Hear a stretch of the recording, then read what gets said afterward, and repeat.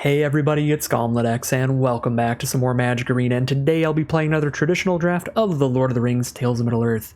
Without further ado, let's get into our easy pack one pick one, which is Orcish Bowmasters, one of the strongest rares in the entire format. A nice flash creature that can come in, ping an opponent's smaller creature, and start up an Orc Army. Just an incredible deal for only 2 mana, and you potentially do it even more times every time your opponent draws an extra card. So that works if they have a level 2 Ring Bearer, because then they'll be attacking with their creature. The second ability on the ring will trigger, they'll draw a card, discard a card, your Bowmasters will trigger again. This thing is just absurd. It's an incredible card, easily to pick there, and we can just follow it up with a Boromir, Warden of the Tower, just go 2 rares in a row. This card is significantly weaker than the Orcish Bowmasters, but that doesn't mean it isn't a great card. 3 mana for a 3/3 Vigilance is already a very solid creature, and you can sacrifice it to give the rest of your board indestructible till end of turn, and have the Ring Tempt You for some value there. So I like Boromir a good amount in any aggressive white deck, and white-black is a perfect home for the card, so we'll take Boromir here as we move into pick 3. Pick 3, there's a Grond, which is absolutely adorable. We could take that to go with our amassing Orcish Bowmasters. There's also a Gandalf Sanction, which is completely off of our current start, but if we're getting at pick 3, it means that the first 2 players that took a card out of this pack did not necessarily want to be in blue-red, so it could be good if it's open. And the best card that I'm passing up by taking Gandalf Sanction is a Protector of Gondor, which is quite a solid card for the black-white deck, but it's just a premium common. It's not like a great uncommon or anything. I don't think Grond is super good in any archetype, but it's pretty serviceable in like black-red where you have a lot of amass. I'm just going to take the Gandalf Sanction here, just in case. Blue-red ends up being super open. It's a very speculative pick, but I don't feel like I'm missing out on anything great by taking that. And by making a speculative pick like that, we aren't just completely hosed when we get a pack with a Mordor Trebuchet and Escape from Orthanc, which are both very filler for the black-white deck. So instead I can take a card that's much better for the blue-red spells deck, like a Birthday Escape or a Quarrel's End. Both of these are fantastic. The Birthday Escape just cycles itself away real quick, gives you that Ring Tempts You value. Make sure it fills your graveyard with instants and sorceries quick because you're cycling through your cheap ones. Quarrel's End, similar. It's going to give you a 1/1 blocker, and it's going to let you discard an instant or sorcery, draw 2. You can discard whatever you want, but it can fill that graveyard quick for Sanction, so both of those are pretty great. I'm going to go for the Birthday Escape. I think I'd like to cut blue a little harder for the blue-red Gandalf Sanction deck than cut red right from the start, if that ends up being a place we can be. There's another Birthday Escape here, which is great. Warbeast of Gorgoroth and Olokai Crusher are not particularly good cards for the blue-red spells deck. There are some okay cards for black-white. Reprieve, probably the best one, but I do like Stalwarts of Osgiliath a lot on 5 mana and Lash of the Balrog on 1. But I think I'm just going to take another Birthday Escape here and head towards blue. I think that card is just great stuff. Because, yeah, I don't think I'm seeing like really good black-white cards. This is another dud pack for black and white. Mirkwood Bats has been unimpressive overall. I'll take the Quarrel's End, which is great for blue-red. Now, Nimble Hobbit is super filler. Ungle Patrol is actually a good 5-drop for black-white, but Arwen's Gift is a fantastic draw spell for the blue-red deck. Once again, very filler stuff, but this time it's pretty much for everybody. It's all filler. I'll take the Warg. If we end up in black, it can make the cut. Soothing a Smeagol, fine little bounce spell for the blue-red deck, and only a Trebuchet for black-white. Protector of Gondor, pick 10. I am not going to play Captive Unbar in blue-red. I have been very unimpressed by just random dorky creatures. I want to be playing pretty much all non-creature spells. I want my creatures to be cards like Quarrel's End that spit out a creature while doing something else. Preferably the big amass cards like Swarming of Moria and Saruman's Trickery and stuff. Big spells that amass an army, so you can actually have somewhat of a bigger blocker than just a 1/1 human. So it is starting to look like that blue-red backup plan looks a lot more open than black-white. We could still end up being in black-white because we did get a late Protector of Gondor. I'm not going to play a Slip on the Ring, although 2 of my black and white creatures do have enter the battlefield effects, but I would really rather not run that card. It is very narrow. But yeah, I think blue-red's definitely looking more open, and we have a couple more cards for it. It's slightly weaker in terms of the card quality, because we have Bowmasters plus Boromir, which is obviously pretty great. But at this rate, it's looking likely that we'll be getting more playables in those colors than in black-white, particularly in black. Black is getting soaked up real fast. Alright, pack 2, pick 1. Gandalf Sanction versus Anduril, Flame of the West. I wish these were not in the same pack, because the really devastating thing that's going to happen here is we're going to have to take this because it's one of the strongest bomb rares in the format. Even if you're a blue-red spells deck, you're going to have some random creature left behind, and you can just play this, equip it to one of your creatures, attack in as a massive creature, get 2 1/1 flyers, then even if the creature that attacked died, you can move this over to one of those flyers to attack with it again next turn and get 2 more flyers. This completely wins the game. It just takes it over and wins it no matter what. It's colorless, so it goes into your deck no matter what. We're going to have to take this. Any deck in the entire format just has to take this as their rare.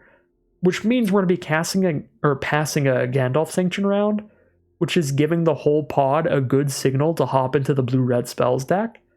And we're just not going to get it back. And then we're going to be fighting people for the blue-red spells cards now, which is super awkward. So do not like opening Anduril and Gandalf Sanction in the same pack. But I'm still going to take that incredible card. Alright, this pack is really, really weak for black, white, and blue-red. There's Swarming of Moria as the best card for blue-red. We might have to consider a blue-white card like Prince Imrahil the Fair. But I've not had a lot of success with the blue-white archetypes. I just don't think it's super good.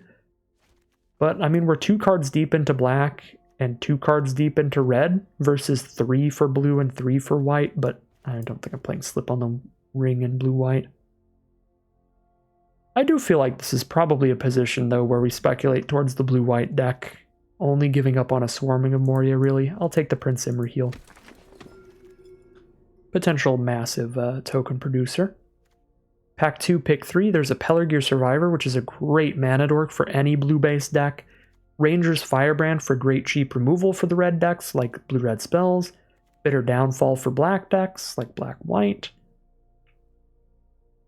Survivor, Firebrand, and Downfall, I think, are the best 3 picks, but I'm getting pretty unlikely to be on black. I still think I'm more likely to be in blue than anything else here by a lot.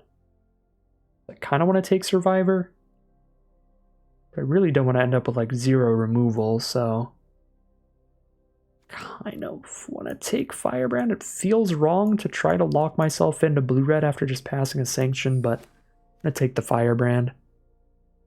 Lorien Revealed is fantastic for these blue decks. Let's scoop that up. 5 mana draw 3 is great, and it gives you a card you can swap a land out for. You can just island cycle it early. That also fills your graveyard for cards like Gandalf Sanction. Alright, Arwen's Gift and Hithlane Knots are the best here. I'll take the Hithlane Knots, slow somebody down, scry 1, draw a card.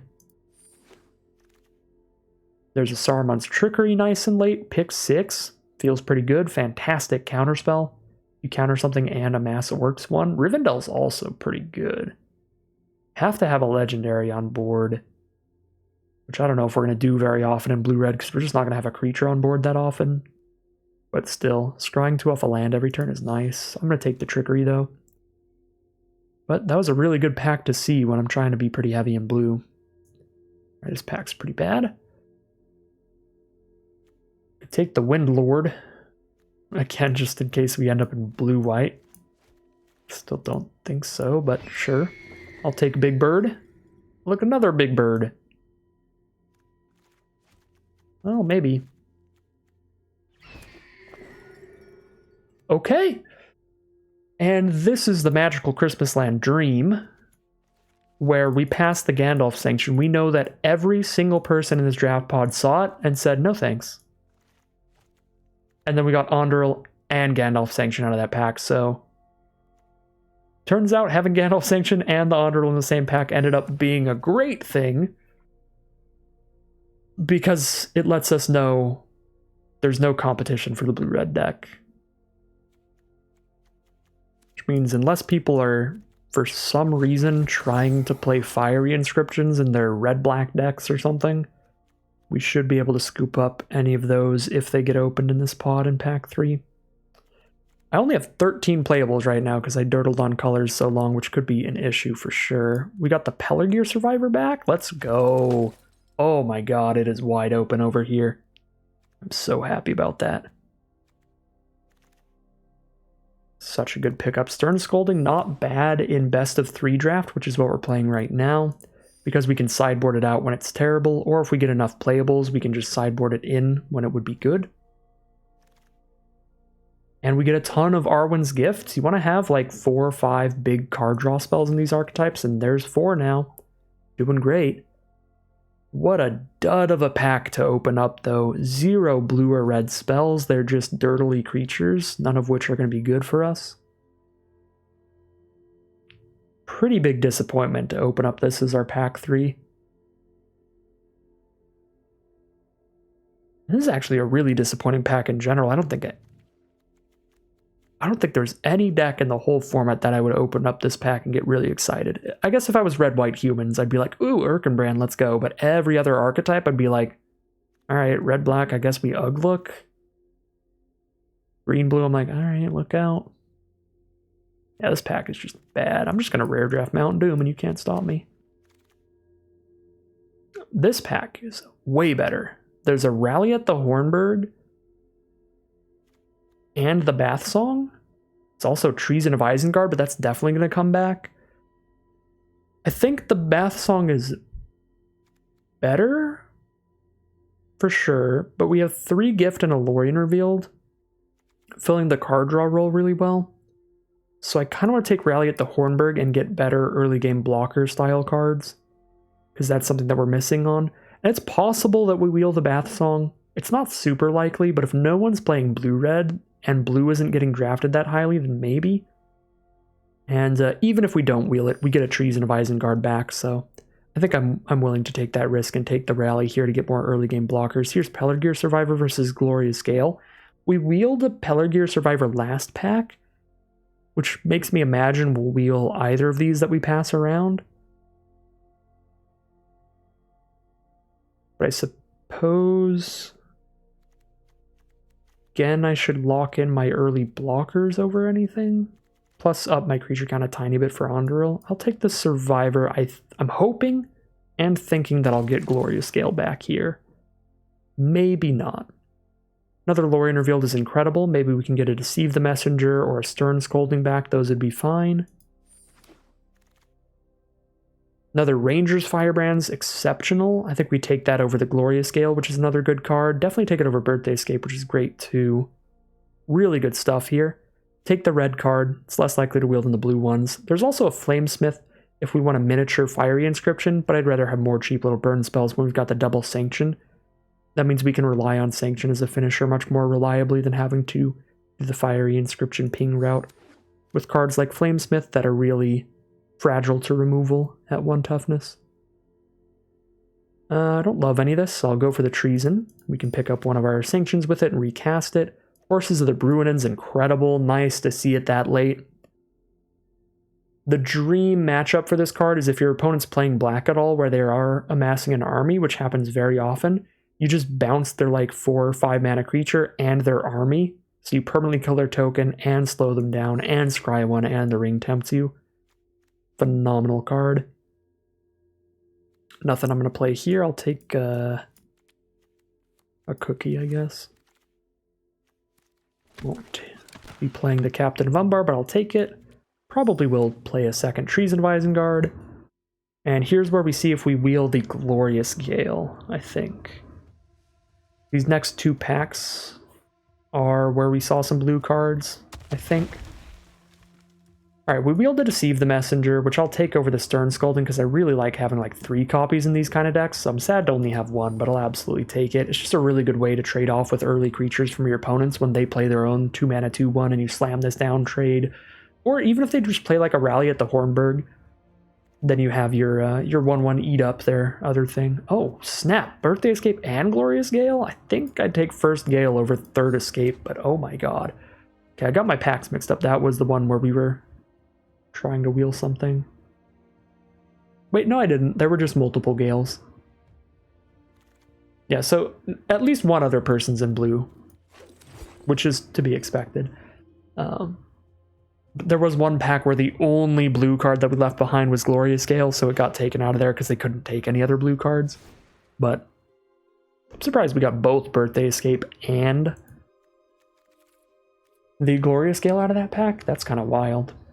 Alright, anyways, let's build this deck now. We've got 43 cards. We've got 2 Lorien Revealeds. I can cut at least a land here. We'll do that. Blue is a really important color, so even though I have 2 Island Cyclers, I think I still cut a mountain first. I could cut a mountain and an island, be on 15 land plus double revealed, which is fine. But with a lot of card draw, I guess I have double Birthday Escape as well, which can also let me cut lands. Yeah. I think I'll go like 10 functional blue sources, 7 red here. But we're going to be digging with Birthday Escape. We've got a little bit of mana ramp with Pelargir Survivors, and we have 2 land cyclers with Lorien Revealed, so it's still functionally like 17 lands if you count 2 tapped lands in here. And we have a lot of card draw digging for lands, which is good. What is the most situational card we have in here? We have 22 instants and sorceries. You love to see it. Oh my god. 3 creatures, 22 instant sorceries, 1 equipment. Again, the only time I've ever opened up Onduril is when I'm drafting blue-red, which is the weakest archetype for Onduril, because it's the lowest creature count archetype. It is still such a busted card that it is like an A-level bomb, but in aggressive archetypes or creature-heavy archetypes that have their normal big creature curve, this card's like an S+. It's like almost impossible to beat. But it's still great in our deck. We've got 1, 2, 3... 4, 5, 6, 7, 8, 9 creatures still. Little on the lower side for an equipment, but when it says busted as Onduril, I think we keep that in. I could even just cut down to an 8th, to just 8 creatures, because I think Greyhaven's Navigator is just the weakest card in the deck by a good amount. And we've got some flex spots when we go to sideboarding. Stern Scolding can be very bad in some matchups. If we're in the mirror match, I guess it's fine in the mirror match because we counter their survivors, which are pretty important, but they don't have a lot of creature spells. We definitely cut like Glorious Gale or Stern Scolding, depending on how spell heavy they are, like we are. There's a lot of stuff we could be swapping around. There's a lot of stuff we could be removing, I guess. But because we cut multiple lands, we're actually running almost everything we have. And because I dirtled around, trying to be in black-white early, potentially. Pretty happy with how this draft ended up, though. I guess we could end up putting Lembas in, or Captain, or Greyhaven's Navigator. If any of these cards are just completely useless in a certain matchup, then we can cut them for something like Lembas. Like, we've got Filler to put in, which is good, because Filler is better than cards that are completely useless, like Stern Scolding when your opponent has no creatures with power toughness 2 or less, which could be some matchups. So we'll keep that in mind, but I am going to call it a deck there. Alright, here's a look at our final deck list for today. This is going to be a blue-red spells deck again, with 2 copies of Gandalf Sanction as our massive finishers. No Fiery Inscription this time around, just the Sanctions and a couple Treasons to return those Sanctions to the top and recast them the next turn. Some really good, really efficient, cheap spells here. 2 Birthday Escapes to draw and cycle through our deck. Deceive the Messenger to clear out their small creatures. Double Firebrand doing the same. Lot of the Ring Tempts You. So if we have any 1/1 tokens from Rally at the Hornburg, 1/1 armies from Deceive the Messenger, or 1/3 Pelargir Survivors on board, we might be able to have a level 4 Ring Bearer, which is another way to close out a game, because the level 4 Ring Bearer is going to be really hard to block, and it's going to shoot them for an extra 3 damage every time it hits our opponent. So, really good Ring Tempts You stuff going on. Great interaction with counterspells like Glorious Gale, Saruman's Trickery, Burn spells like the double Firebrand I was talking about, alongside a couple Gandalf Sanctions as big burn spell / finishers. Heroes of the Bruinen to bounce a bunch of their stuff, Soothing to bounce one thing, Knots to slow them down, and the big card draw spells to get ahead in card advantage, 3 copies of Arwen's Gift and 2 copies of Lorien Revealed. Not only do we have all of that, we also have the big bomb mythic rare Underil Flame of the West, which is going to win any game that we can have a creature on board to equip this to and attack with, which is really easy to do in most decks. In almost any deck, this is just going to win the game every time, but in our deck, sometimes we just won't have a creature. It's going to be rare, but it can happen. Sometimes we'll have nothing on board. Usually we'll have at least a 1/1, and that's really all you need for this card to be insane. If I have a 1/1 human on board and I top deck this, I'm going to play it, equip it to that, attack for 4, make 2 tapped 1/1 flyers. Sure, they just kill my 4/2 attacker now, but then I equip this to one of the flyers, and all of a sudden I have a tapped 4/2 flyer and 1/1 flyer that I didn't have before. Again, not going to help us if we're just going to die on the crack back immediately, but if not, our opponent's going to take 5 damage in the sky the turn after that, and we're going to get 2 more flyers, and it's just a snowball that does not stop rolling. It's a ridiculous, ridiculous equipment, so really strong deck overall. Pretty excited to see how it does as we head into the gameplay. Here we are for game 1 on the play. This is going to be real awkward, but I'm going to hope my opponent is just trying to play creatures early, and then we just counter 2 of them. We can absolutely flood out, but I don't quite want to mulligan this. It's really, really on that borderline, because this is a lot of lands. But both colors, early interaction to not just die. We'll see how it works out for us. Quarrel's End is probably one of the best draws in our deck for this hand, so that we can discard one of these extra lands, draw 2, and put a creature onto the board. Playing against blue-black, do I want to just hold up Gale for their turn 3 play? I think I gotta just drop the Quarrel's End here. So if they don't cast a creature, we're doing flat nothing. And next turn, if I hit another island, I can play something and hold up Gale.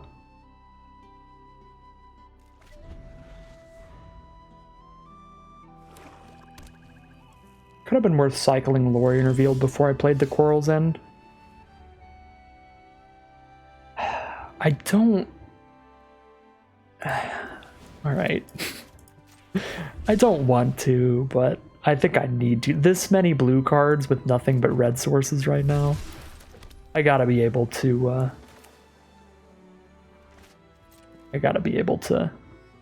play a blue spell and hold up a Glorious Gale on a later turn. Or actually cast my Horses of the Bruinen. Suppose I should probably Birthday Escape here instead of Survivor. I want to set up that extra mana, but I guess I don't even really need it right now. Mana for instants and sorceries. Because I'm just going to spend 5 mana on this thing at some point. Yeah, let's keep the Glorious Gale up. Play it nice and safe. Just get another land. I would love them to cast a legendary spell so that we counter that legendary creature and the ring tempts us again. We get to start drawing and discarding a card.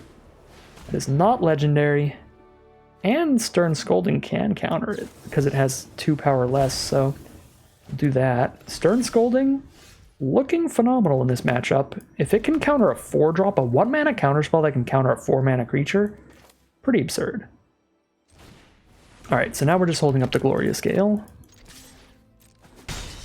We're just chilling. Which is fine, because we're going to have a loaded graveyard by the time we draw a Gandalf Sanction at this rate. 5 instants and sorceries already. That's a legend, so this is going to go real well. And I'm going to make the Human Soldier the Ring Bearer, because I might want to hold Survivor back to mill our opponent or ourselves. And also for mana for instants and sorceries. For now, I'm going to Arwen's Gift before I do anything. Scry 2, draw 2, see what that gives us. 2 great spells that I'm just going to keep. And then we're going to... No counter spells up, so draw, discard, probably discard the Mountain. Keep 2 mana up. I've got some 2 mana instants I could draw into. None of them I really need to hold up, though. I think I'm just going to hold 1 mana up. Cool. And I will play this. I still want to hit land drops, even though I could be just holding that to discard it in the future. when I'm going to be playing more cards like Arwen's Gift, I'm going to be dumping a lot of mana into just drawing more cards, and being able to do that and cast a bunch of extra spells is pretty important. There's a Mordor Muster, so Horses the Bruinen, looking solid in this matchup as well. They will make some amount of creature tokens to bounce. And if you bounce one creature and one creature token, you're getting a pretty good deal out of the horses. There's a Rise of the Witch King. Wow, that's going to be good here. Reanimate Celeborn or a Mirkwood Bats. They sack their token. We sack Survivor unless I deceive. I don't like not having deceive to just play out of nowhere, but our Ring Bearer is just going to get past their blocks anyway, so I think I just deceive, so I just sack this. Because Survivor and our Ring Bearer are pretty valuable. Alright, Mirkwood Bats is the choice. There's a Treason of Isengard if we hit a Gandalf Sanction. Let's see what Arwen's Gift brings us. Draw 2. Rally at the Hornburg. Not actually that impressive against their 2/3 blocker right now, so we might be discarding that. I'm going to attack both, because if they block, we can Firebrand the Bats. Ooh, Gandalf Sanction is very impressive. I'm going to discard the Hornburg to fill the Instants and Sorceries Engrave.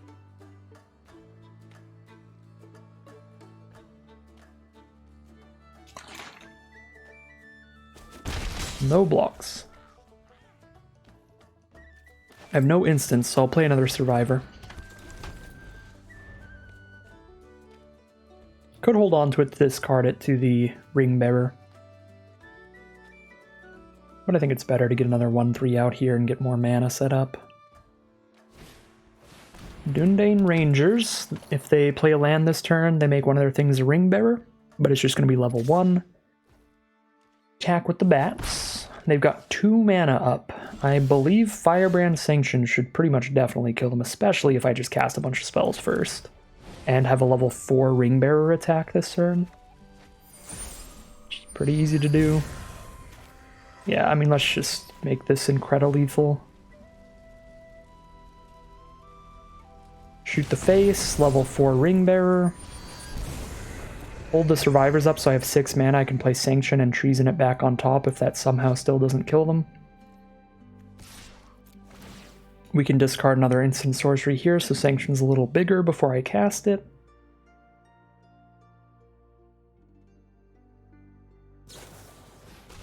Orcish Medicine, so that they have the 1/1 blocker here to block the Ring Bearer. Fair enough. Alright, I'll discard another instant or sorcery. That means Sanction isn't gonna quite kill them here. 12 damage. So it'll do 9 if I target the Mirkwood Bats. Yeah, that was pretty good from our opponent. I think I still just shoot the Mirkwood Bats and put it back on top.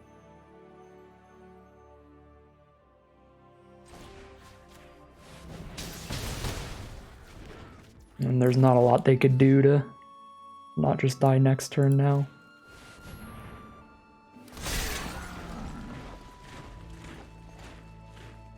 I could have played Treason first and then Sanction to put them to 1, but then we don't have a Sanction on top, so I think this is better. Alright. Well, that worked out pretty well. Pretty nice just controlling lead on that game. I think we both had kind of a slow start, but especially them because we had the cheap counterspells and interaction. Just a rough draw for our opponent. They didn't hit any of their like 1-2 mana plays till pretty late with Mordor Muster, so nothing I'm really worried about here. I mean, the amassing, it's good for our horses card. There's nothing in here that's like really, like we've got a great sideboard piece for. And I don't hate anything in the main deck right now. I guess we only saw one card that are counter power toughness 2 or less card counters. But it worked out well for us in that game, and Greyhaven's Navigator doesn't look great because their Celeborn attacks is a 4/4 minimum. That's kind of the only other creature we saw outside of tokens. I guess I could put in a Lembas instead of Stern Scolding or something, but I'm just going to run it back here. Pretty happy with things the way they are. This is an excellent hand. accidentally minimized arena. There we go. It's back. Alright. There's a Gandalf sanction for the late game. Again, never really liked drawing the sanction early, but I guess it is a little comforting to know that we will have at least one copy to finish off this game. Okay, I think I'm just holding up Saruman's Trickery, Deceive the Messenger. I don't really want to attack into all this open mana. Not that there's a lot that really gets me here. Like, they could amass a 1/1 at instant speed and then block and my survivor doesn't even die. But this way, if something super weird happens, I could Trickery and Deceive in the same turn. I'm gonna let the Ring tempt them here, because then I can just Firebrand this. Scry 2, draw 2 in the same turn, give them one turn to resolve whatever they want. And then hold up Trickery from then on seems fine.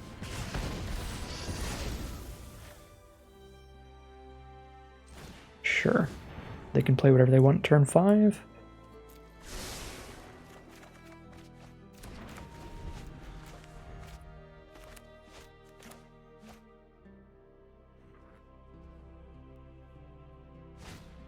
Mirkwood Bats again. Yeah, that's pretty chill.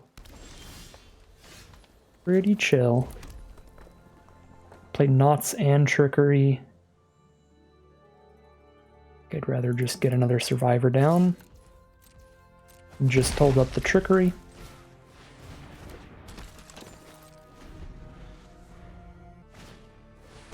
Uruk-hai Berserker. Again, it's not really horrible for me, but they get the ring to level 2, draw a card, discard a card every turn. I don't really want them to do that. I will counter that.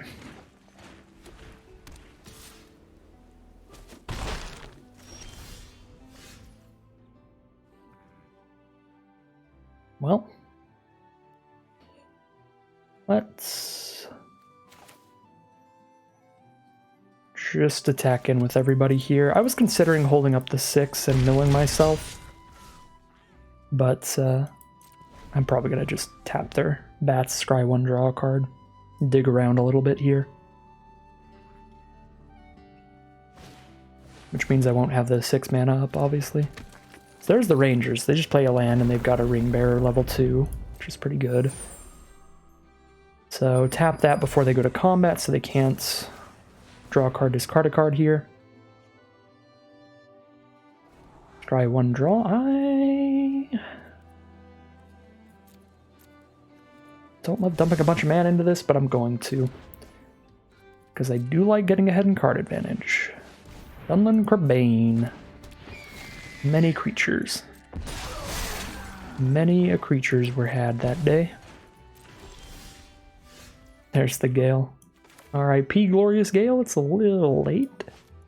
I've got the next mountain, so I'm going to tap like this.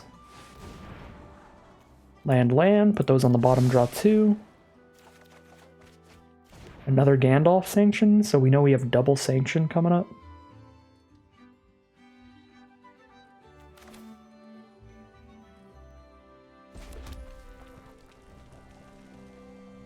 I can't play any flyers. And if they play any land, they're gonna get a new Ring Bearer anyway, so I'm not sure about blowing up the Mirkwood Bats, just because they get a Ring Bearing Crabane instead. And then it's level 3. I don't like letting them draw discard every turn. I kind of want to just find a combo kill with double sanction though, so I'm just going to cast some spells. Holding up a Glorious Gale, let them draw a card, discard a card. We only take 3 damage in this guy. It's not that big of a deal.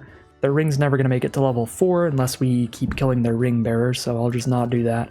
Just try to kill 2 1/1s when we have Gandalf Sanction on 11. I guess we only need to get it to like 8 at this rate. They're attacking with the Rangers. If they don't have a trick here, Deceive could work out quite well for us. So let's see about that.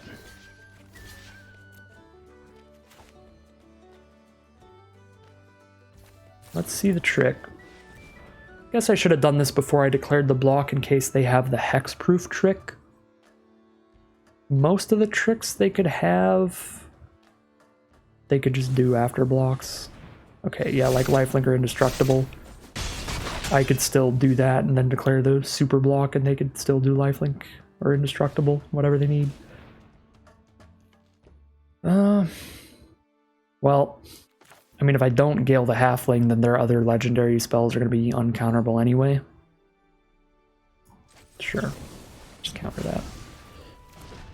Sanctions at 8, and they're at 16, so if I cast 2 Sanctions on 1/1 creatures, they just die. There's a Horses of the Bruinen? But they're just dead, though. Because we just Sanction Kerbane and Sanction the 3/3, they don't immediately die, but then I attack with everybody and they die. Alright, sick. Double Sanctions, pretty ridiculous. That'll be 2-0 in round 1. It's a victory for round 1. Again, traditional drafts are going to be 3-round events, best of 3 in every round. So there's a victory in our first round. Pretty nice way to start it off as we head into round number 2. Here we are on the play in round 2. Certainly a bit of a slower hand here. Hoping that our card draw finds some great cheap stuff. Deceive the Messenger is not good against the Lancer. I'm actually just going to Island Cycle this. Lorien Revealed immediately. Guarantee Arwen's Gift. Fill the Grave for Sanction. But yeah, we just play a Pelargir Survivor because Deceive the Messenger cannot do anything about a menacing Rohirrim Lancer. For now. There's a Took Reaper. Could kill either of their creatures with my Deceive the Messenger. Or I can just scry 2, draw 2. I think I'm pretty locked in on winning the long game. So I'm going to go for Deceive. I might even just play the Flame of the West here, and I can still hold up Deceive. I just can't kill the Menace card with it. But now they know that Flame of the West is coming, so they got to be spooked. Now I just Deceive the Took Reaper and block that. Lancer's going to be like impossible to block because it's going to be a menacing ring bearer, but that's fine. I can race with this equipment. We just put this onto our Orc Army. The biggest bummer about playing our equipment and letting our opponent know about it is that if they have a Smite the Deathless, like an instant speed burn spell, they know to hold it up and then just shoot whatever we try to equip.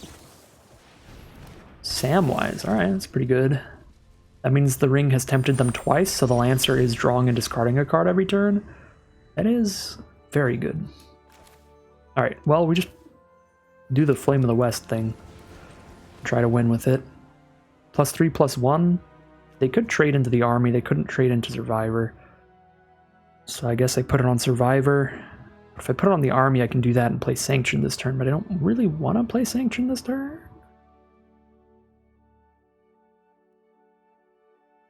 I guess it's probably better than casting nothing. Sure. Yeah. Really race our opponent here. This is a little aggressive, but sometimes it just is like that. Sometimes it do be that way. When you've got an Anduril on board, or an Anduril.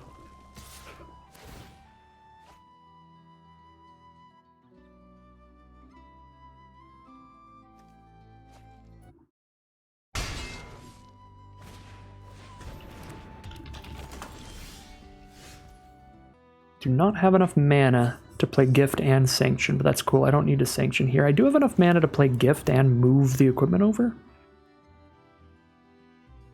But then if they have Smite up, they've got a red and 1. They could have Smite the Deathless up. I don't want to move it and then they just Smite what I try to put it on, so I'm just going to attack with everybody. They kill my 4/2, but then I can move it after combat, and that's fine.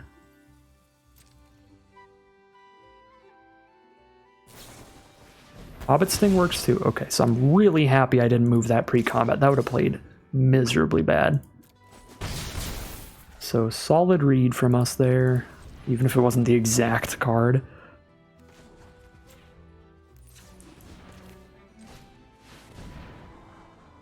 Well, Horses is a good draw for sure.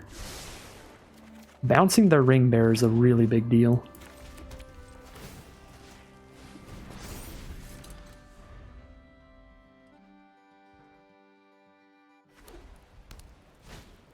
Rally at the Hornberg. 1, 2, 3, 4, 5 damage on board. Now I could just bounce both tokens. Still think I want to kill the Ring Bearer. Well, it doesn't kill it, but bounce it. Treason of Isengard for a Gandalf Sanction. Nuts. Absolutely nuts. So we see if they let us get all our damage in here again, or if they're going to smite the flyer.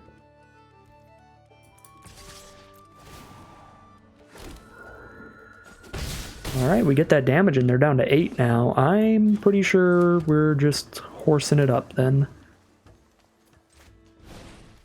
Bounce Lancer. Bounce a 1/1.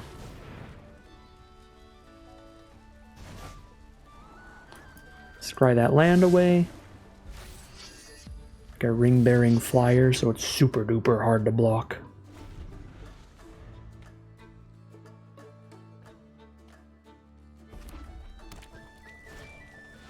Rohirrim Lancer is back. Shadowfax on board. We're at 12 though. Sanction closes this out. Unless it's an incredible card. That's an incredible card. I don't think it kills us, but we have to chump. 1, 2, 3, 4, 5, 6, 7, 8, 9. Yeah, we have to chump, but it doesn't kill us. Wow. Yeah, I still kill them next turn, so we're good. But that was way closer than I thought it would be. That Shadowfax was big. 4, 5, 6, 7 damage in the sky is not lethal. I am going to have to show them that we have Gandalf Sanction in this deck, which I imagine they could have guessed, but now they'll know for sure that we have 2 copies. Oop. Okay. So we're playing against red-white humans aggro.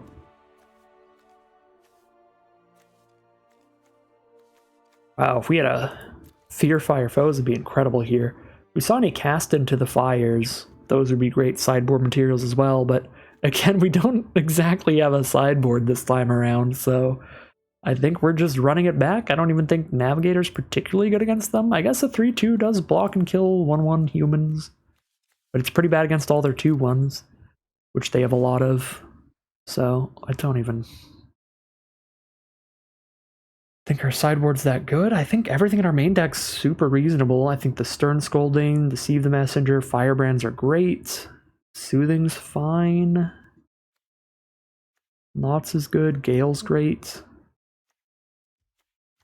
I think everything in our deck is solid here. I don't think anything in our sideboard's better than what's in our deck. Unless I want to cut a land badly here, but I just don't think that is necessary. We could be a tiny bit high on lands.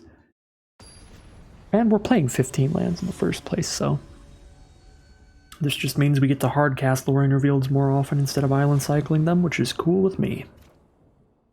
That's a mythic rare sword in the hand.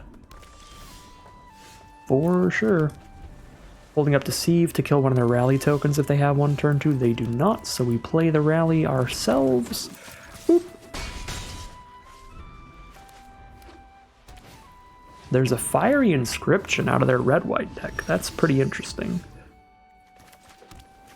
As I play Anduril, Flame of the West in our blue-red deck.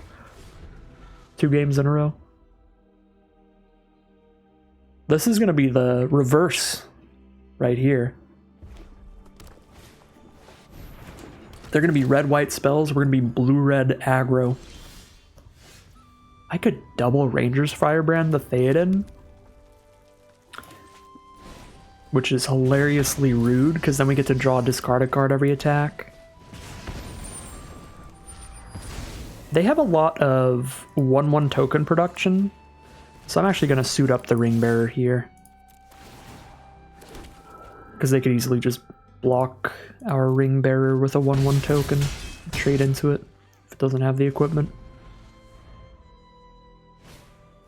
There's Eowyn, which can exile our token here, but we just put the sword onto another creature. I should draw a card before I do anything and see what I draw into. Lorien revealed. Solid, but not castable right now. Alright, they don't really have flyers, so I don't think it matters which flyer has the thing. Actually, I'm gonna discard a Pellar Gear Survivor. They're at 3 life. I mean, they've got a really good red-white humans deck outside of Fiery Inscription. They've got Theoden, they've got Eowyn. They've got a Shadowfax even. But we just have a mythic rare sword that is just like one of the dumbest magic cards in the entire format.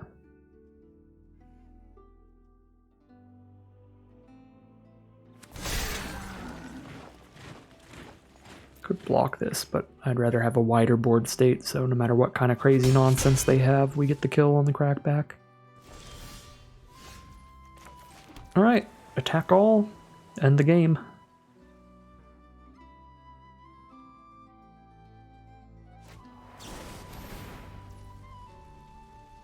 That's interesting. It's another blocker on the ground, and it kills one of our flyers. Still does not save them though, because we still have 3 flyers. For 3 damage. In the sky.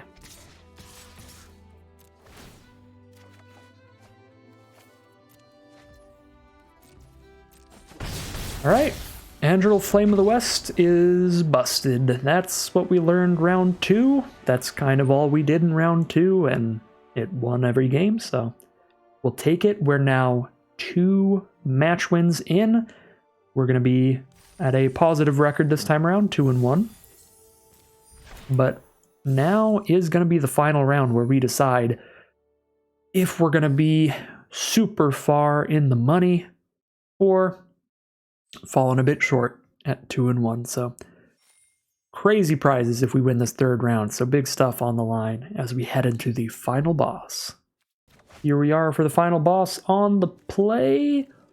This does not have any cheap interaction. As a sanction, I don't want to play till very far time from now. Nothing but a 5-drop. Don't want to mulligan it, but I think I have to, and I guess we'll keep this. No creatures for the Andral. That's what I was saying about the issue with this. We could draw hands with no creatures. I think I'm still keeping it in the hand in case I do draw a creature, because it's just that good. Turn 1 Death Toucher, sure. Let's just cycle this immediately. It's quite unlikely we won't need the island from this. Drawn to a Ranger's Firebrand. Pretty awkward, because we are on a mono blue hand. Nimmerdell Watcher.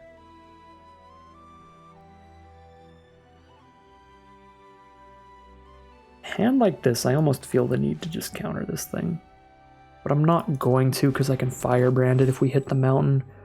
And there are some cards that we will not be able to deal with without a counterspell in this matchup. Like the 3/2 that keeps getting bigger every time they scry. Or the Arwen that puts a +1/+1 counter on anything every time they scry. They can make those too big to die to a Firebrand pretty easily.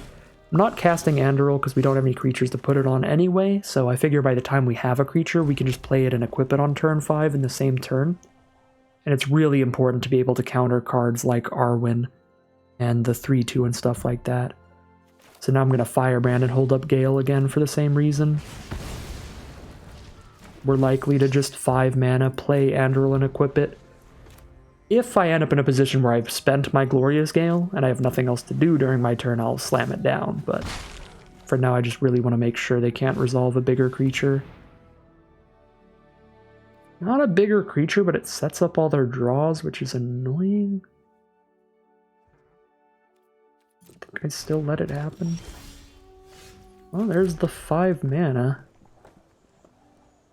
Could play and equip the sword if I had a creature. I play the horses just to scry one and try to draw into a creature. Don't think I do. Could Gandalf sanction the spider? I guess now at least I just get to play the sword and hold up the Gale.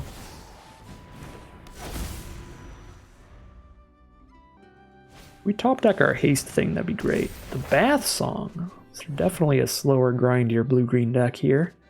A great card draw spell. And they're setting up their draws with the Lookout.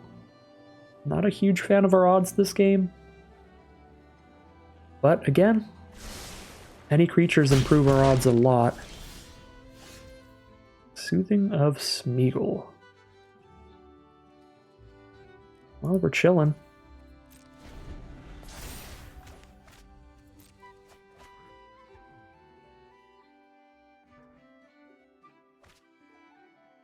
Got 8 ways to make a creature still in our deck. I don't know what's going on with our opponent's draws either. They've drawn 2, discarded 1 twice now? I guess we'll find out post-combat. Because they didn't have the mana to play anything they drew into the turn that they played the Bath Song, so there's no way they drew 4 cards and still don't have a creature to play. That's solid here. It's a Rivendell, no legends though, so they don't get to scry off that. It's just a bunch of counter spells? I have nothing to cast for you to counter. This is a tragic game of Magic. This is not Magic as Garfield intended. No one's doing anything.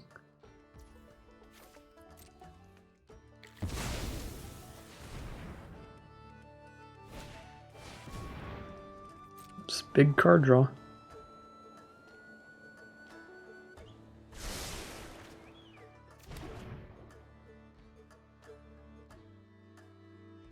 If I get to the point where I have 7 mana, I'll bounce these tiny creatures and hold up my Gale. I just don't want to not hold up my Gale.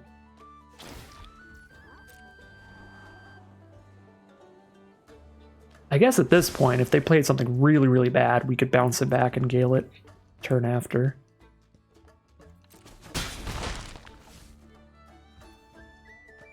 What is your deck? It's 2 green creatures and infinite counter spells. So I mean, we're never going to resolve a creature, but I guess we try. I can't bait their Glorious Gale. I don't have other things to do. There's the Stern Scolding. Now I don't have the mana for the horses.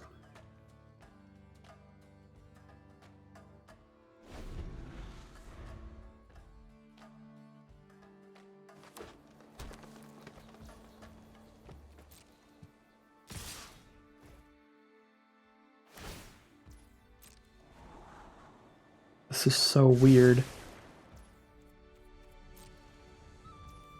I'm just gonna die to a 1/1 and a 1/3.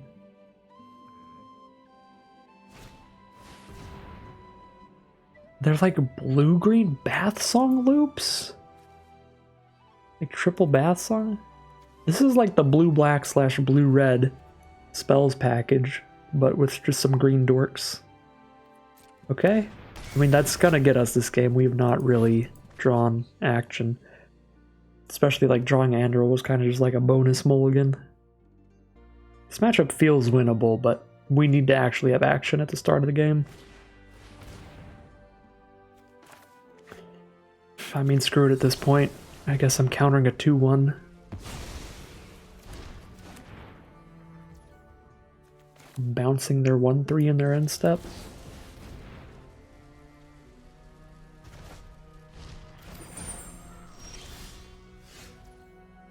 Saruman's Trickery.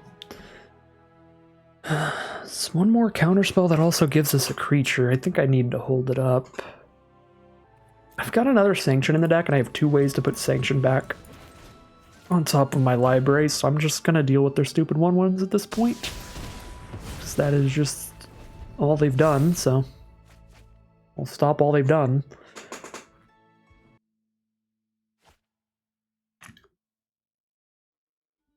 I'm just going to counter the first spell they let me try to counter, so that I can guarantee that I have a 1/1 Orc if they don't counter my counter. Or blow up my Orc with a removal spell. And then I can just bounce all the creatures they play afterward with the horses. Okay. Oh my god, a Gandalf Sanction off the top? Now I can just do that instead? Yeah, because I don't have the mana to play the horses and equip. So I'm going to equip and play the Sanction. Okay, tap my creature, scry one, draw one. Fair. Oh, that means I do less damage with the Sanction. But they could have responded to the Sanction with that, regardless. Alright, we'll kill Celeborn. They gotta find a way to kill this thing, or I'm gonna bounce all the creatures they play to block it. Although if they play... Well, no, I was gonna say, if they play enough creatures to deal 8 damage to us, then I need to worry about my blocks. But no, I don't, because I'm gonna put all their creatures back in their hand, regardless. Unless they hold the mana up for a counter, which is possible. It would have to be, I think, literally just Saruman's Trickery is the only thing that counters any spell in this format. Everything else is creatures, specifically. Well, here's the removal. Stew the Conies, great. Nimberdell Watcher.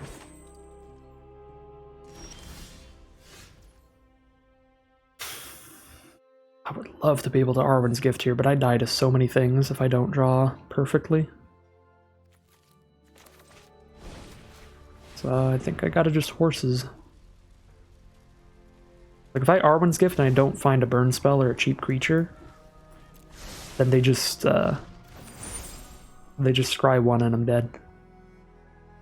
With any scry card. Okay. Well, this game one has been abysmal, but I think we've got a solid matchup here. I don't think their deck looks that scary. It's just been a weird game. I should have played the mountain first so I could hold up double blue. If I drew something like this, where I went double blue up. Yeah, that's awkward. I guess I just get rid of Birthday Escape since I'm not going to have double blue up anyway, because I just need the blue for Deceive. I need to find maybe a red and 1 burn spell or something. Mountain is not that.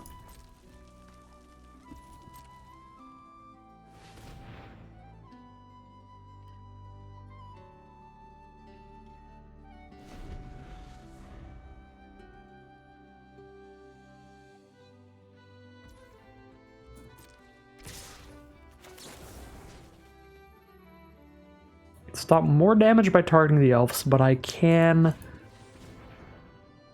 kill the Watcher if I target it without losing a creature, which I think is better. If they don't have instant speed interaction, like another tap a creature, scry one, draw a card or something. And if they do have instant speed interaction like this, this still stops just as much damage as it would have the other way.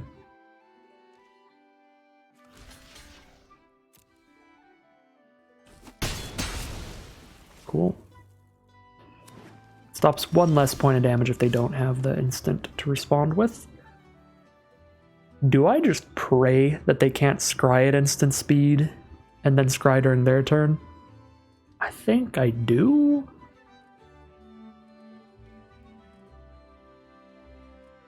I mean, I guess I can try to block and trade here. And it just feels like they're just going to tap this down or something, and then I'm dead. Because it's like the only way to scry at instant speed, right? It's like tap a creature, scry one, draw a card. And like if they have that, I just die anyway, because I go to combat, they tap it down, and then I don't have a blocker. And they've got a 4/3. Yeah. So I just die anyway. I can't even like try to get greedy and declare an attack here, and then, oh no, they've got instant speed scry, because the instant speed scry is, nope, tap that down, no blockers for my dude. Playing all these lands out because we've got like 5 mana draw spells in this deck, as I said before. Okay, that's gonna scry, so that would kill us, so we gotta try to Scolding.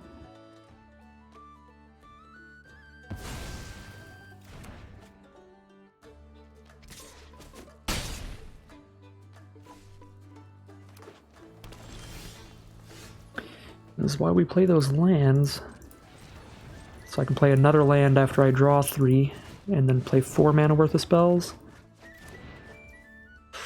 That's not enough damage to kill Chance Med Elves. We pray for 0 interaction. Or pray for my draw and discard to be great. I mean, it's gotta be pray for 0 interaction.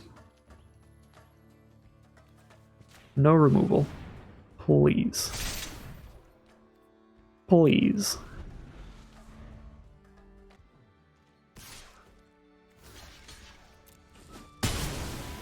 Still alive.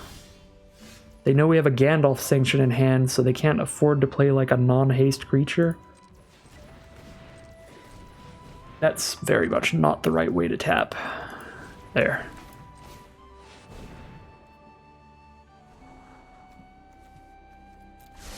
We're almost to everything that we scryed at this point. Oh my god, Rally at the Hornburg? They're green-blue. They could have a flash creature, so I should hold up one of these 1/1s.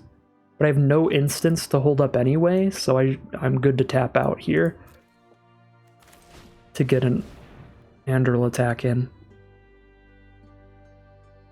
Oh, please God, no. Not the counterspell Amass one. Oh, Jesus. I think it's safer to try to burn that than it is to play a 1/3 blocker.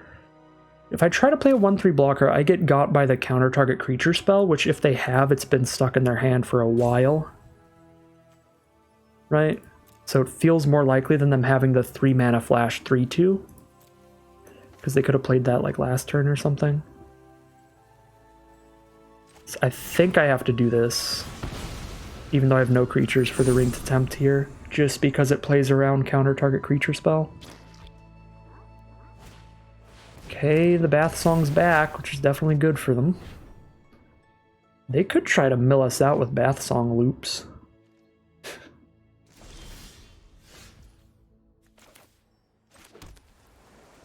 Here's Pelargir Survivor. Yep, that's what I thought. Well, it's good to know we probably would have just died if I went for Pelargir Survivor, so I think I'm playing solid here.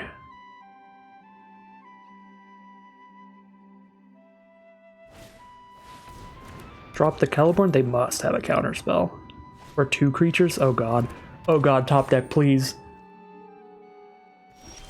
Oh my god. Really? That's such a bummer. How many lands are even left? Just 3 on the bottom.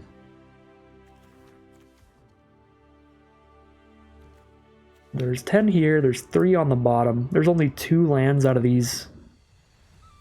This is one of 2 lands that's unrevealed. Yep, there were 2 out of the 8 cards. God dang it. I think every single other draw in our deck would be fine. Arwen's Gift, Quarrel's End, Treason of Isengard, Hithlane, Knots. Double Birthday Escape would draw into another one of those. That's such a bummer. I thought we were going to find the comeback there.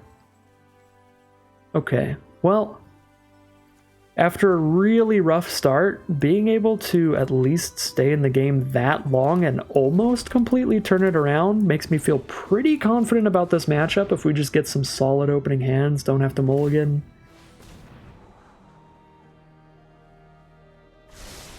But that game was about as awkward as it can be.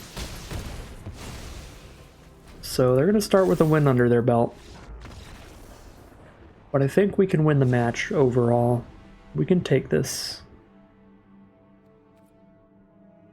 No swap outs. Definitely going to play first in game 2. Arena may have just decided our fate, because it's another unkeepable hand.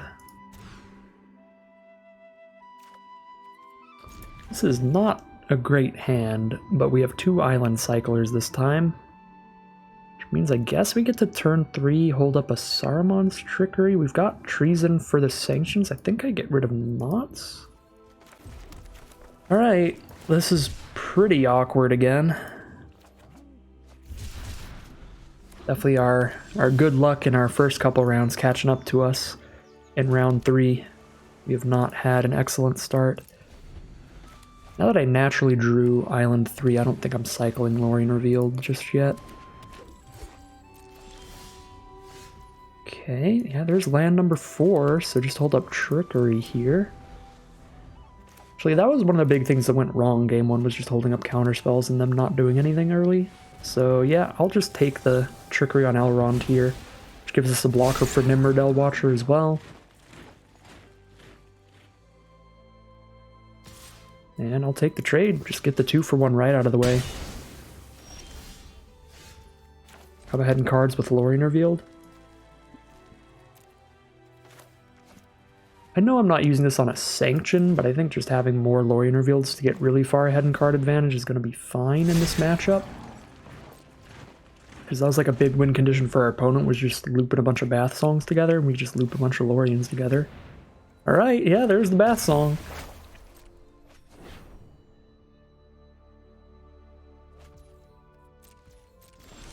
So they'll start doing that, we'll start doing Lorien revealed. There's a Quarrel's End to set up. We're just beating in on the empty board state for now. As soon as they do play a creature, we can Sanction.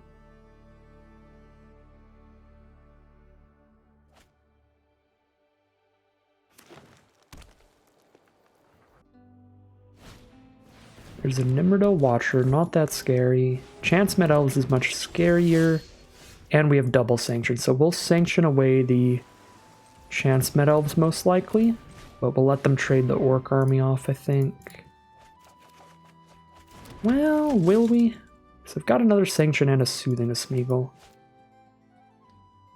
I think we let them trade the army off, because I'll still have a 1/1 to put the sword on if I draw into the sword. Okay, trade into the Watcher it is. Sanction the Elves. They're down to 16. Alright, shuffle their favorite elves back in, get 2 mana. Mirkwood Spider. Celeborn the Wise.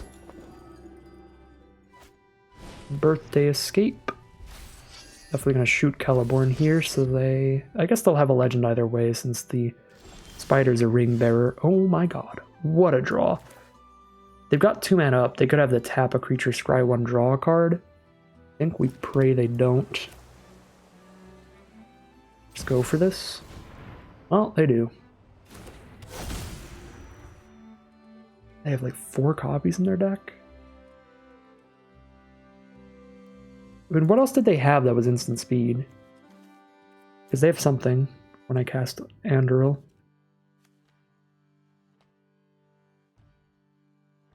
I'm at 20 life here, so the worst case scenario, and they do have it, is that I still just Soothing something back to their hand next turn. And I force them to play it right now. This is fine.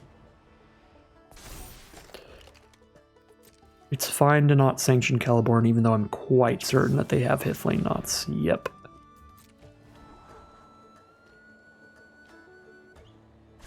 Scry to the top. That's probably bad for us. It's probably a way to kill our token.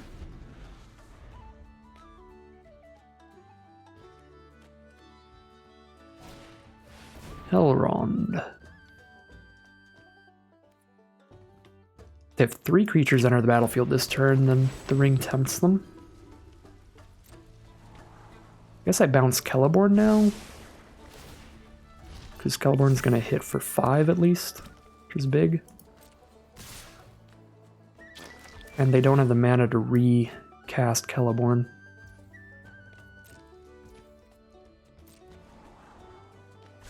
Probably should have bounced it pre-attack, but it looks fine because they scried to the top, so they would have had the same card on top whether or not I bounced it.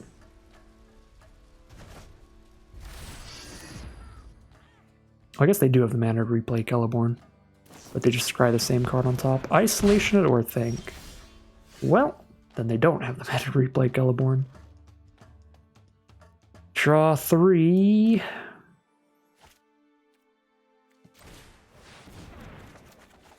The Ranger's Firebrand for Elrond. Arwen's Gift for later.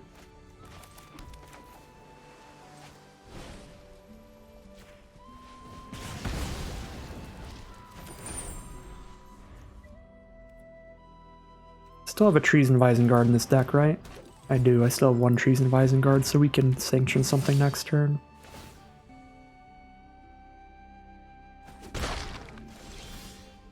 Okay.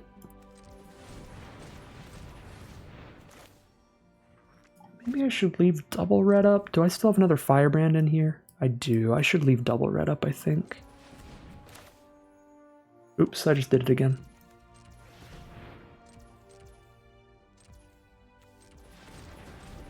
Yeah, because I've got a third blue if I need that. There's Treason of Isengard for Sanction. I think I keep that. Get a Pelargir Survivor, so I can play the Survivor and the Sanction this turn.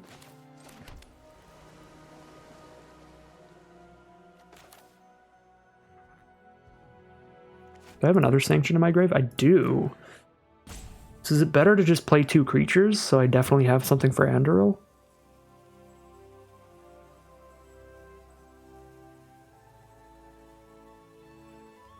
Probably, actually. Next turn I can double Sanction as well, which might just kill them unexpectedly.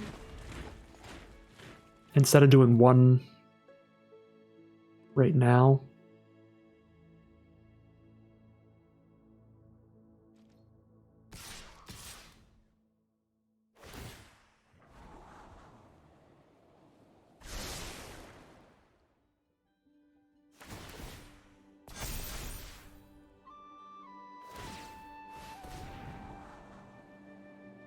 This is big damage. Double Sanction, I throw a Sanction into Spider. So I'm going to throw a Sanction into Spider, and they're going to take 8 damage, and they're going to be at 8 life. We can attack them for 3, and then we can shoot the Chance Med Elves, and they take another 7. They're super dead if I just keep these. They don't have... If the last card in their hand isn't to counter Amass 1, then they're just dead. Because we've got the sword too, so this is like well over lethal.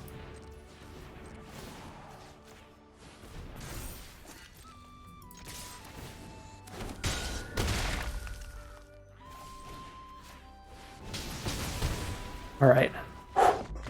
Still felt close. I mean, their deck is doing things for sure. I think the green half of their deck is just not good, in my opinion, in general. But so much of their deck is just really good card advantage blue spells that are like really keeping up throughout the game. Birthday Escape, Bath Songs, multiple Bath Songs has been very, very good. Elrond for all those scries. I think the blue half of their deck is real powerful. The green, like the Spider, Chance Med Elves, Caliborn, it's been alright, but they've got some really good blue stuff going on that's keeping up a lot. Where like even that game where I feel like we had some solid stuff, like just a couple turns after our mulligan. It was like, okay, this mulligan panned out fine. This is a pretty great hand. Even there, I was just constantly worried about all their cards and stuff they were able to go through, so. It's definitely a final boss. Like, I mean, you hear about the stats of the format, you see your opponents on green-blue, you know that they're just scrying with elves and stuff, and it doesn't look that threatening, but they are really, really keeping up here with the powerful blue draw spells. Mainly Bath Songs and Hithlane Knots kind of stuff's being really good in this matchup. I keep this, but it's going to be an issue if they deal with Pelargir Survivor. I just would like to keep a 7-card hand pretty badly.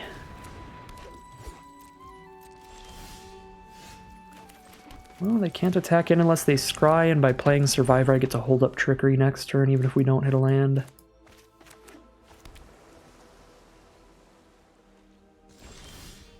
Okay, we didn't hit a land. I gotta find one pretty quick here. One land can help me a lot, though, because then I can Arwen's Gift to try to find the next lands. Again, kept a 2-lander. That's not that greedy. Really hoping not to get punished for it. No way in hell does that resolve. I bounce my mana. Rude, opponent. Incredibly rude. Lorien revealed. Thank goodness. Not a red source, but whatever. A land is a land is a land. Now I'm holding up Glorious Gale or Deceive the Messenger or both. I think I'd rather hold up both than hit for 1 more damage with the Pelargear Survivor, so I can counter. If they attack with the Watcher with the Scry, I can stop all the damage and then I can still counter something. Okay, I can't counter that.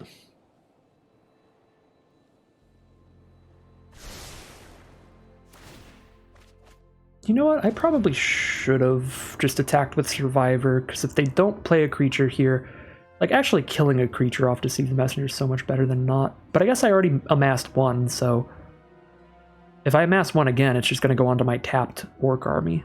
So I couldn't like surprise block unless I untap my Orc Army, which I can't do. So okay, this played fine. I just didn't need Glorious Gale.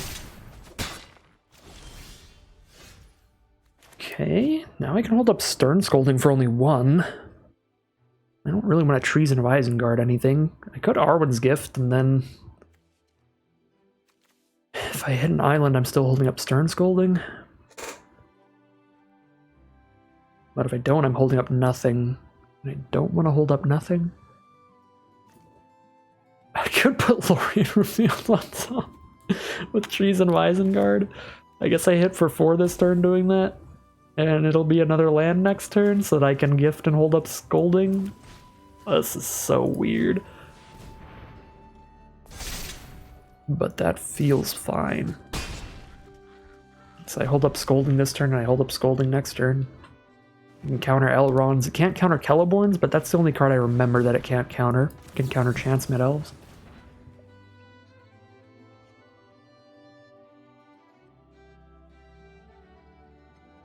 So we're just trying to beat in with a 4/4 army. They're going to counter and amass 1. Yep, there it is again. It's really, their blue uncommons are exceptional. Bath Song, Saruman's Trickery stuff. Very, very good in this kind of matchup.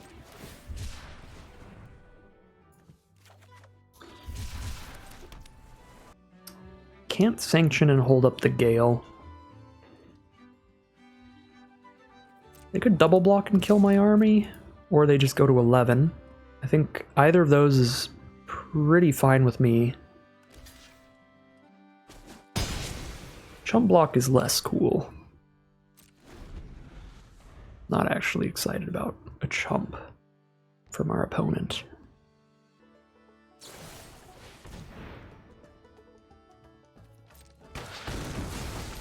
It's pretty terrible. Now we are having a bad time drawing no red sources. 14 cards, 15 cards into the deck. Yeah, that was really bad for us. And now they're probably just going to Hithlane Knots our 1 blocker for the rest of the game. Play no more creatures, so my Glorious Gale's dead in hand. No Arwen's Gift, they didn't play any creatures last turn. Oh my god, Mountain Gandalf Sanction? It's going to be a close game of Magic here. They've got a food token. If they scry next turn, I'm on like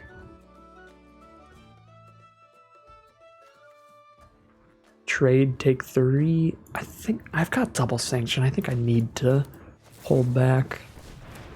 Yeah. Oh my god.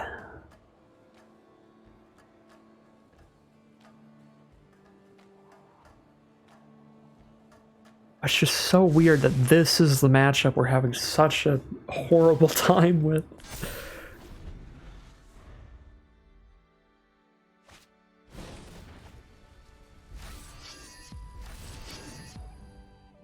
There's the birthday escape against an army. That's very good. I mean, I don't know.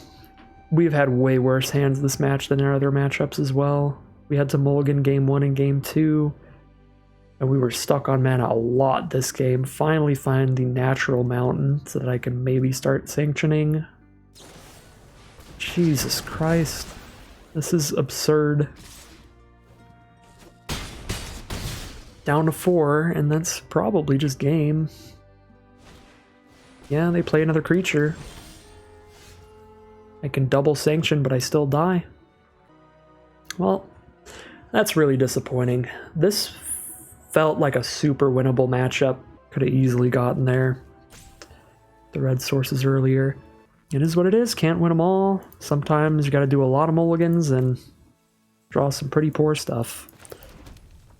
2 and 1. I don't think there was really much we could have done gameplay-wise this round. We just drew the worst hands out of every round by far. In this round. Still got really close off of a much worse hand than our opponent, so I'll take that. 2 and 1 for today's event. Well, here is one last look at the deck list. Again, I think the deck was pretty solid. Overall, double Gandalf Sanctions, definitely a huge finisher. All the card draws fantastic. The cheap burn's been great. Like the deck a lot overall. And I think it played out really well in general. The one kind of underperformer was, of course, Andoril in that final round, where we hit like so few of our creatures, so they just had the counterspells when we finally did draw into those creatures, leading it to it being incredibly awkward in game 1 of round 3. But everything really fell apart and got drawn at some really bad times in round 3 as a whole, so is what it is there. Pretty disappointing way to end it. Felt like a pretty winnable matchup, but some rough draws there, stacking up on us after some great draws in earlier rounds. We'll turn it into a 2 and 1.